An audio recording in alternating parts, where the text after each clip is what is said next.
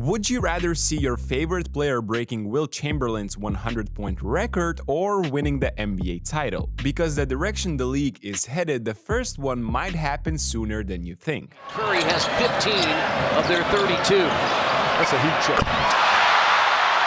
Four players have dropped 70 plus in the last 13 months, while before we had to wait 30 years for it to happen only 3 times. Offensive ratings are getting better and all-time highs are being broken every year. Why can't we expect a 62-year record by Wilt to fall too? Let's look at why I'm sure somebody is scoring 100 points soon and who that player might be. To Curry, shot fake, ducks inside and hits.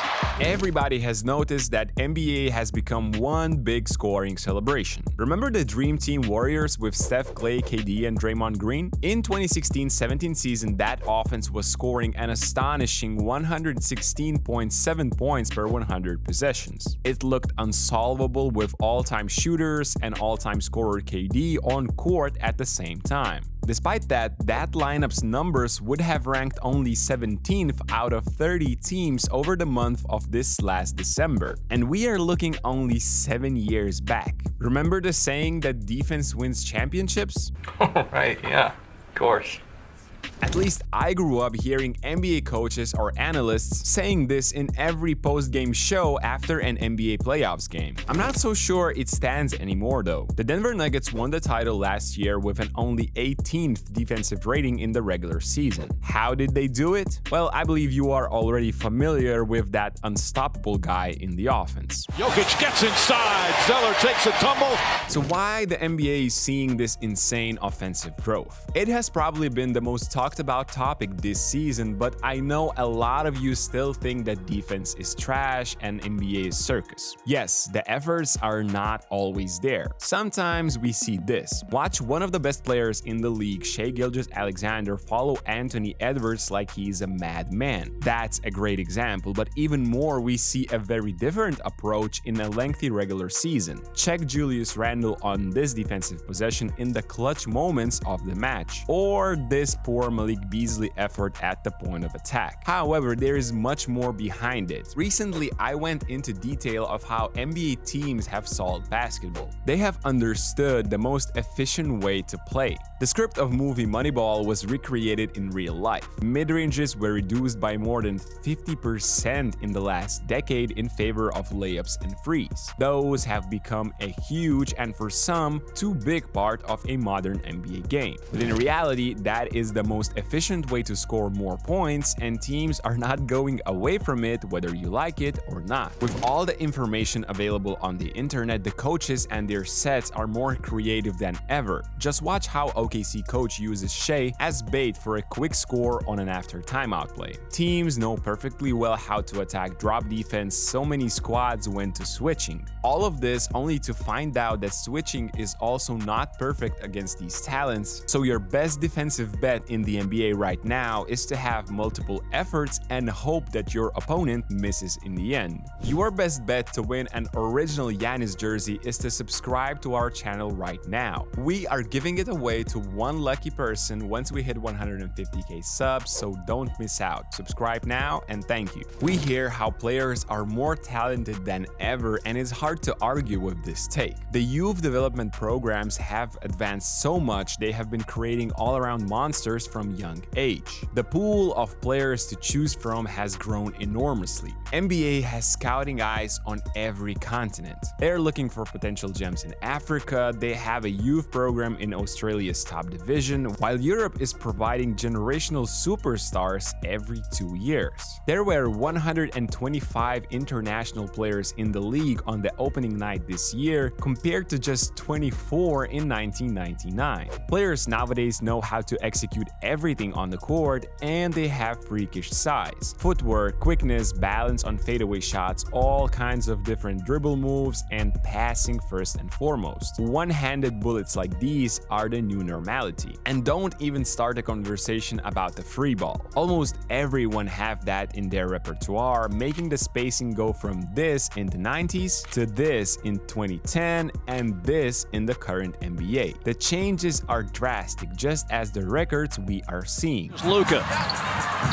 And gets a shot at the bucket and lays it in. To understand this radical change, it is enough to just look at the center position. Everything teams wanted from their big man before was to be a post-up threat and protect the rim. Right now, every team in the league would love to have their Nikola Jokic, or at least a baby Jokic, who could act as their offensive hub with their skill to score and pass the ball better than the primary ball-handling guards. Teams don't care, they're more likely to be targeted on the defensive end. Combination of scoring, passing, and spacing it creates is far more valuable in today's NBA, taking scoring to extreme levels. 4 in rebounding, finding Porter on the wing. A 2 is down. Oh, by the way, this is your center. The league itself hasn't done anything in order to stop this offensive boom. It is quite the opposite. They have only empowered these records with the rule changes in the last 30 years. 3-second rule was eliminated in 2001, while hand checking was strictly forbidden in 2005.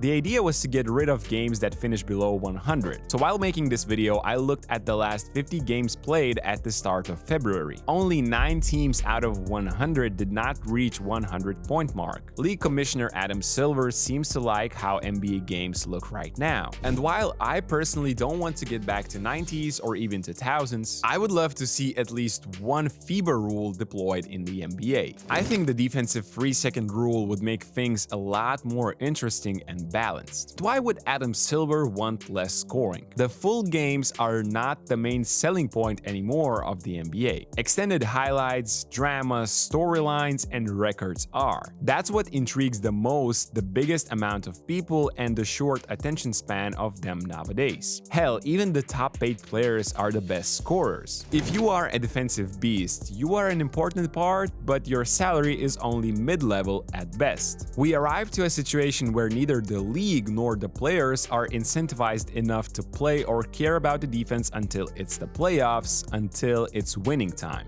And if the NBA does not intervene, the scoring will only go higher.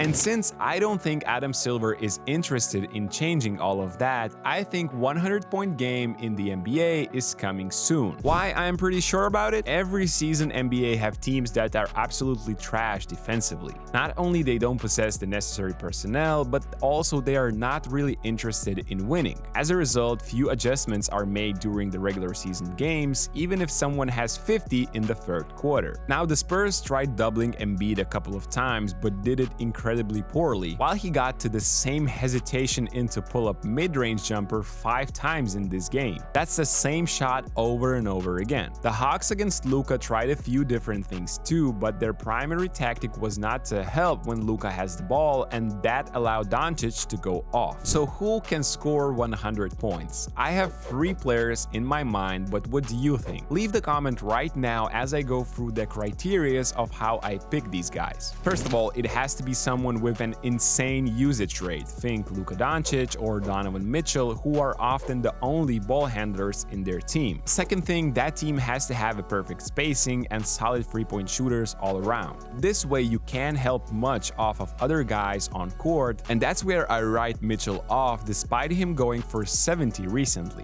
I believe it's a bit easier for teams to decide doubling him than Luka, for example, because of his teammates' attributes. And third, it has to be a free-level scorer, someone who can score from anywhere on the court. This way he keeps the opposing team guessing. And since 100 is a lot of points, let's say 10 3-pointers, 25 free throws, and 23 2-pointers, that player has to be in the top 50 in both 3 points and free throws attempted.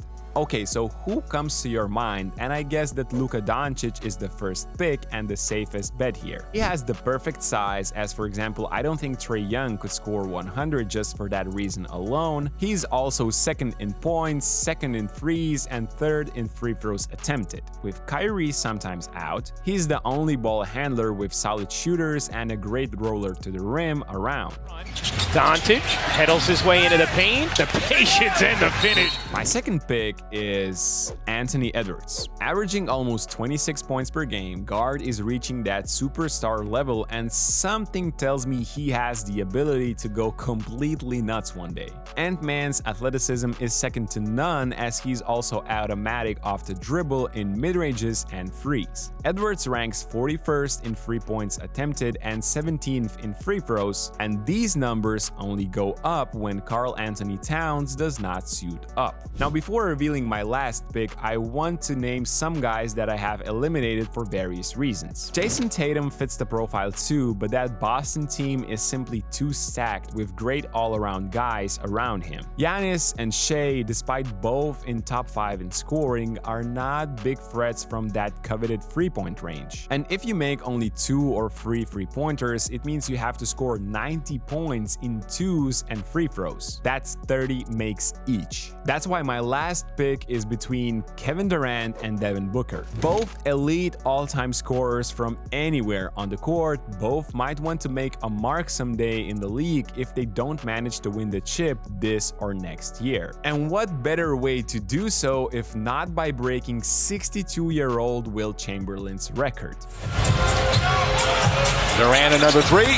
Durant again from way downtown. Is the 100-point game coming soon, and who is going to do it? I didn't think of him while making this video, but the name of Anthony Simons intrigues me too. Anyway, as always, let's discuss it in the comment section down below. Don't forget to drop a like, and I'll see you in the next one.